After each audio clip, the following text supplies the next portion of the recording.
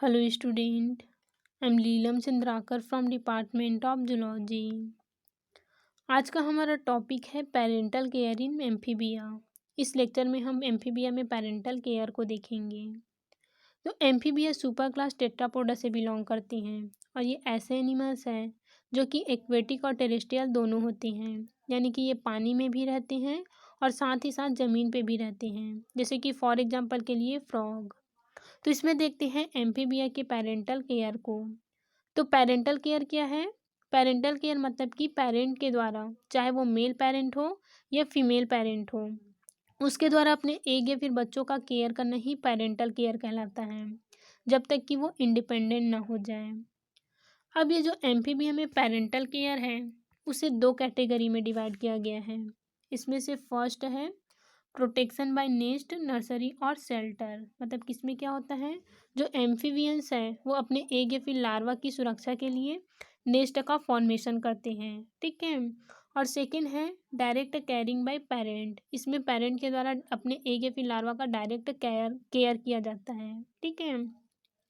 तो इसमें पहले हम देखते हैं प्रोटेक्शन बाय नेस्ट, नर्सरी और शेल्टर। तो इसमें जो एम्फीबियंस है वो अपने बच्चों की प्रोटेक्शन के लिए नेस्ट का फॉर्मेशन करते हैं। मतलब कि किसी बाहरी साधनों द्वारा अपने एग या फिर बच्चों की देखभाल की जाती है। एम्फीबियंस इनके लिए एक बेटर स्थान का चयन करते हैं जहाँ पे कोई प्रीडेटर्स ना आ पाए, ठीक है। तो उसमें से यहाँ पे कुछ स्थान दिए हुए हैं। इसमें से फर्स्ट है मड नेस्ट। मड नेस्ट मतलब ये मिट्टी का घोंसला बनाएंगे। तो कुछ फ्रॉग जैसे कि हाइला, इसमें जो मेल फ्रॉग होता है वो उथले पानी, जहाँ पे पानी ठहरा हुआ होता है वहाँ पे कीचड़ में एक घोंसला बनाता है जिसमें वो अपने एग या फिर लार्वा को रख सके, ठीक है। तो नेस्ट बनने के बाद जो फीमेल्स है वो उस नेस्ट में एग ले करती हैं।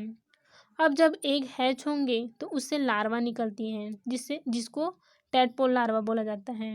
और ये जो लार्वा है वो इस नेस्ट में ही ग्रो करता है, ठीक है।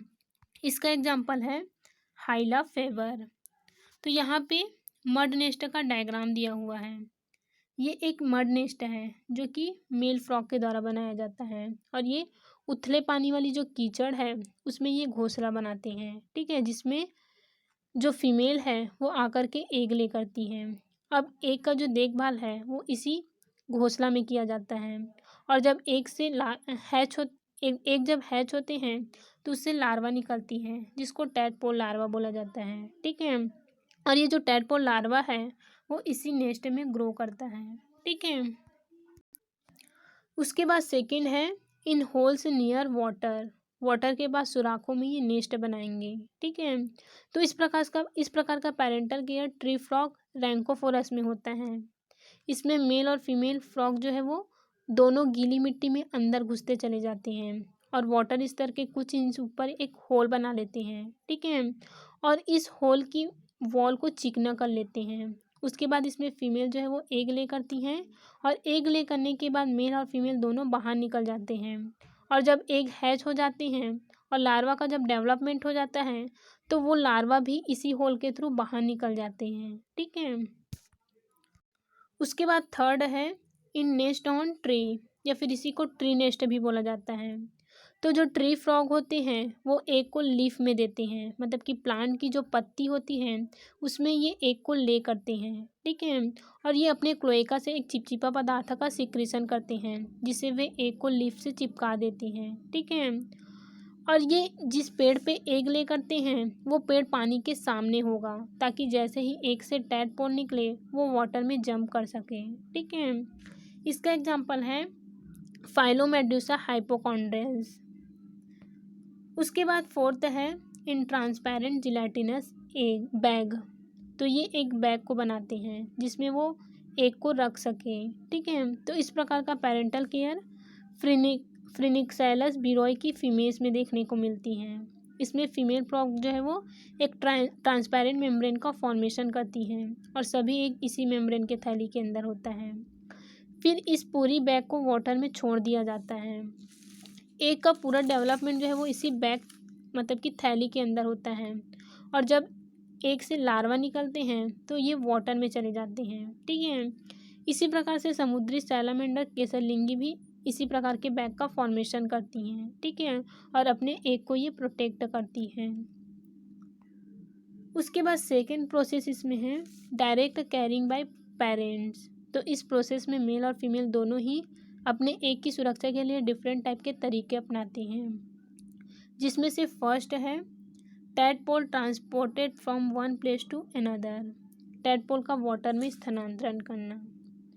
तो फ्रॉग की कुछ स्पीसीज जैसे कि फिलोबैटिस और डेंड्रोबैटिस अपने एग को ज़मीन पर रख देती हैं, ठीक है, और जब अंडे हैच होते हैं तो उसमें से टैडपोल लार्वा निकलती हैं, ठीक है। ये जो टैडपोल लार्वा होते हैं वो अपने शकल लाइक माउथ के थ्रू मेल्स की पीठ से चिपक जाते हैं, ठीक है, और मेल के द्वारा उसे वाटर में स्थानांतरित कर दिया जाता है।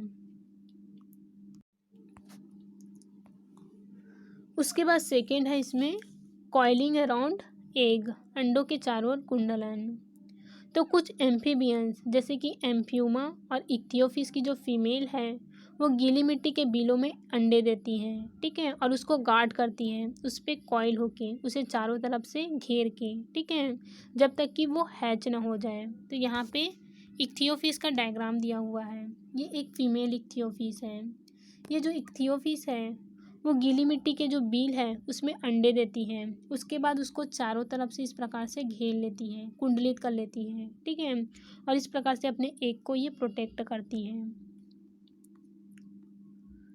उसके बाद थर्ड है एग इन बैक पाउचेस। तो एम्फीबियंस की कुछ स्पीसीज एग को अपने बॉडी के साथ लगाकर घुमाते रहते हैं जब तक कि वो हैच ना हो जाए।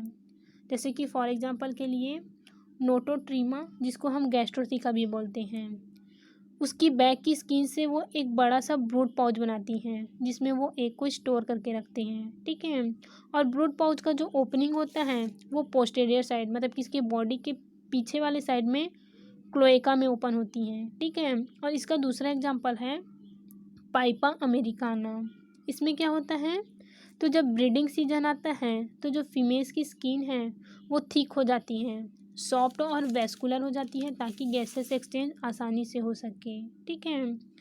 फिर जो मेल होते हैं वो फीमेल की जो स्किन है बैक वाली वो उस पर एग को प्रेस कर देंगी, ठीक है, और जो एग होगा वो अंदर चला जाएगा एक एक कैप्सूल के फॉर्म में। जब एग हैच हो जाएंगे और छोटे छोटे टैडपोल बन जाएंगे तब वे अपने मदर के बैक से वाटर में चले जाती हैं, ठीक है, उसके बैक को छोड़ के वो वाटर में जम कर जाएंगे। उसके बाद है इन द माउथ और गुलर पाउच। ये राइनोडर्मा डाविनाई में देखा गया है। इसमें जो मेल फ्रॉग होते हैं वो कम से कम 2 एग को अपने नेक के मतलब कि जो उसके गर्दन में गुलर पाउच होते हैं उसमें ये इन एग को रखते हैं, ठीक है, और जब कंप्लीट डेवलपमेंट हो जाता है तो डेवलपमेंट के बाद लार्वा जो है वो उसमें से बाहर निकल जाते हैं, ठीक है। उसके बाद इसमें लास्ट है विविपैरिटी।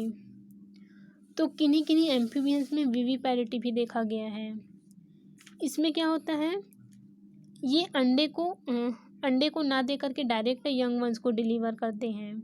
तो कुछ एम्फीबियंस जो है वो ओवोविविपेरस होते हैं। ओवोविविपेरस का मतलब होता है कि जो एग है वो बॉडी में ही हैच करेगी और फिर जो पेरेंट है वो एग को ले करने के बजाय डायरेक्ट यंग वंस को बर्थ करते हैं, ठीक है। तो जो फीमेल्स होती हैं वो अपने एग को अपने ओविडक्ट में रोक लेती है मतलब कि इसकी जो अंडवाहिनी है उसमें ये अपने अंडे को रोक लेगी, ठीक है। अब जब अंडवाहिनी में एग हैच होंगे तो एग से लार्वा निकलते हैं, ठीक है। तो जो फीमेल्स होती हैं वो एग को ले करने के बजाय डायरेक्ट बच्चों को जन्म देती हैं, ठीक है। इसका एग्जाम्पल है सैलामेंडर एट्रा और है डर्मोफिस, ठीक है।